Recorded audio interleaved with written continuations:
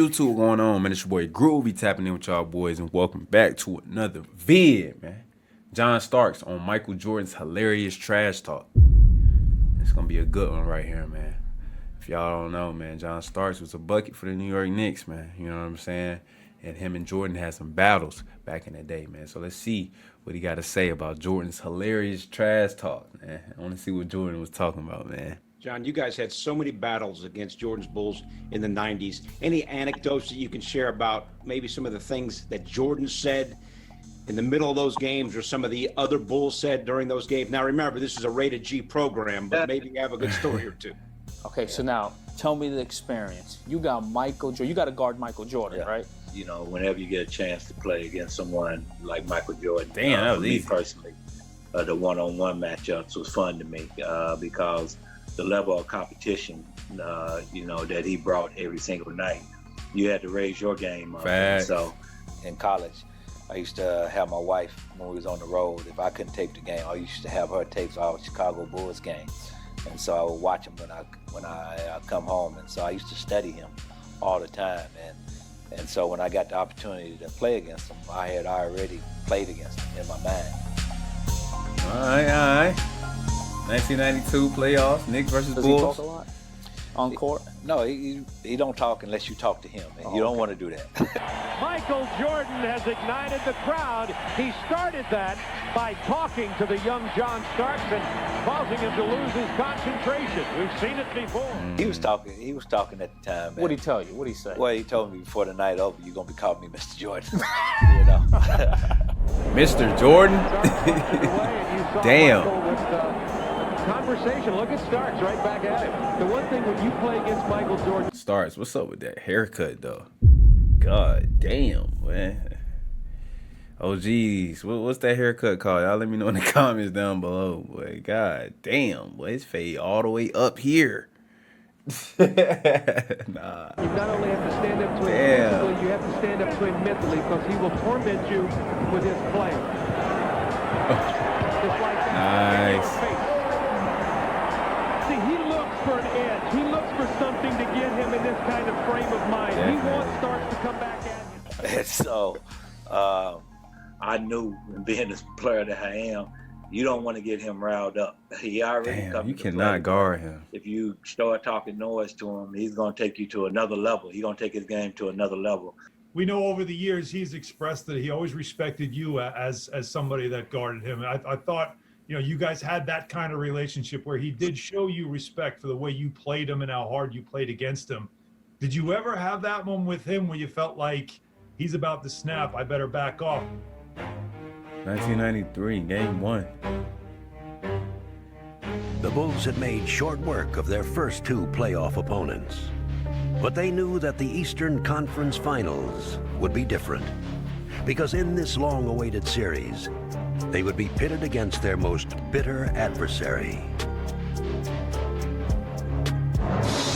In last year's playoffs, the New York Knicks had physically punished the Bulls.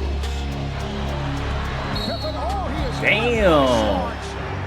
The anticipation been there all year long, and we understand that in order for us to get into a championship, that we have to go through Chicago, and we understand come Sunday, it's going to be an all-out war.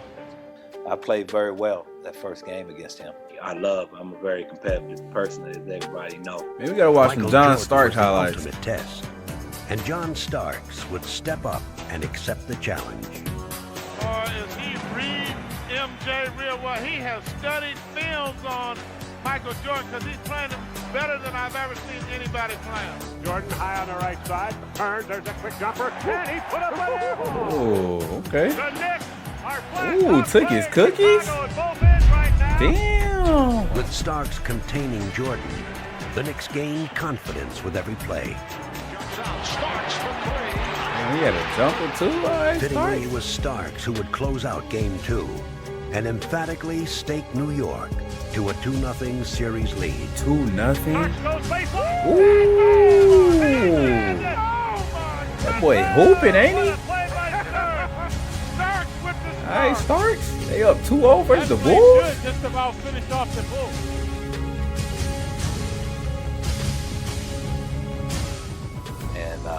And at the end of the game, I went up to him. I said, "You ain't get Mr. Jordan out of me tonight." He shouldn't have said nothing. In game number 3 in '93, where we got into a little scuffle in Chicago, he thought that I was trying to attack his sore wrist. I guess he had a problem with his wrist at the time, and I slapped at the ball and hit his wrist by accident.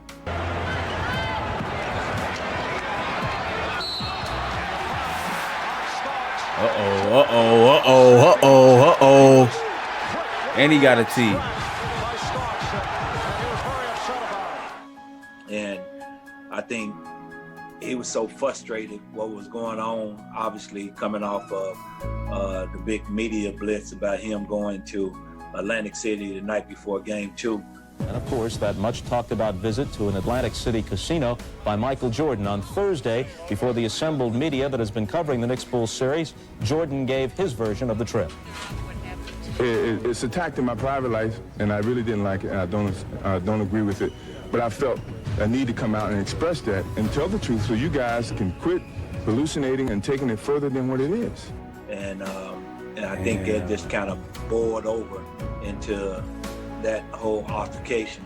I think damn. So I can already see where this is about to go, bro.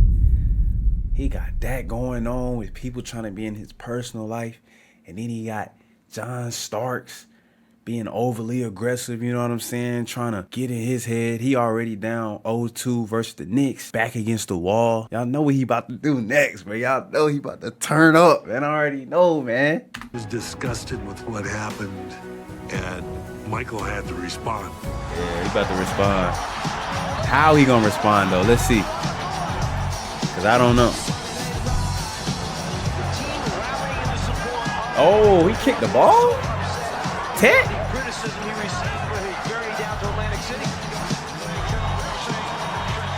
Damn, hold on. They won by 20. Uh-oh. Michael could make things up to motivate himself. 2-1. We didn't have to make anything up here. This was real. And they ended up kicking me out the game for whatever reason. I'm not sure why, but they kicked me out the game. And I remember, the media coming up to me and, asking me questions about what happened and what have you. And so I just went into, I didn't play against Michael Jordan long enough, and I know when he's agitated, and he pretty much just agitated over what went down, with the media and them reporting that he went to Atlantic City and what have you. And so I can remember Patrick coming to me that single night, and Michael called him and told him that, tell John I'm sorry for that. He apologized, because he appreciated what I said. I stay up to 2:30 in the morning myself, watching TV, and some guys, may like to go out. But like I say, that's his business and it shouldn't be publicized. Because that's all it was. He was just frustrated about what was going on. And I wish he would have said it in person, but, sending it through big fella, that was good enough. All right. People saying stop MJ. Hold on. I'm going too fast. That was good enough. People saying stop MJ in his tracks. The situation going to Atlantic City. Starks going after Mike's injured wrist. This ignite MJ's competitive fire in Game 4. Then he drops 54 against John Starks. Damn! 54? God damn, the revenge game. So this is the revenge game. Good God. Uh-oh. Come here. Come get this island work. Come here. Come here. Come here, Stark. The Bulls had been ignited. And even more ominously, Michael turn? Jordan was about to be unleashed. Uh-oh. Michael Jordan off to a good start, showing signs. Held down by the Knicks through the first 3 games of the series, Jordan would be shackled no longer. Michael firing over. Nice. Michael back to the deck, knocked it down for 3. Bulls leading by 2. Jordan tongue dangling. That boy hooping. Damn, MJ. Return pass, fired a three. Why not? He's unconscious today. First start, cool. Michael down the lane. It's in the double. They're still not doubling him? When Jordan's onslaught was complete, he had scorched the Knicks for 54 points. Michael Jordan with 54. Doc Rivers got the work too? 5 points. He accounted for 51% of the offense. We used to get scouting reports on certain guys, and you look at the scouting report and they say, well, you can take your right hand away. You knew like to go left with certain people. And then with Jordan, I think you said it just said good luck. Good luck. Yeah. That's it. That's all it said. Good luck. On him, it's just like, good luck. Yeah. Damn. And obviously he was the ultimate competitor to play against. So he was special in that way, yeah. Plus he had a will like no other player that I ever played against. Certain guys I can get to mentally, but him I could never get to mentally. And believe me, I tried my best.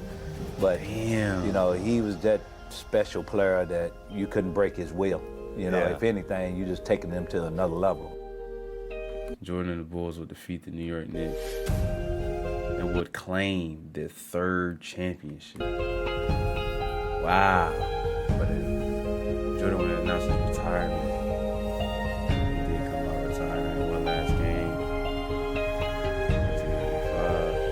1995. I can remember, you know, They became teammates when he retired. And Scottie Pippen had a All-Star benefit game in Chicago, and he was having a hard time selling tickets. This is in '95, the summer of '95, and he talked Michael into playing. And as soon as he announced Michael was playing, the tickets sold out in an hour. Damn. Michael had a game-high 52 points and leading his team to a That's dope, 187 though, to man. 150 Shout out victory. MJ, man. The fans not only welcomed Jordan back, they also got their first chance to see him go one-on-one with Pippen. He found himself matched up against Scottie Pippen. What y'all That's saw hard. today with he and I, it's been going on in practice every day, you know, when I was playing against him.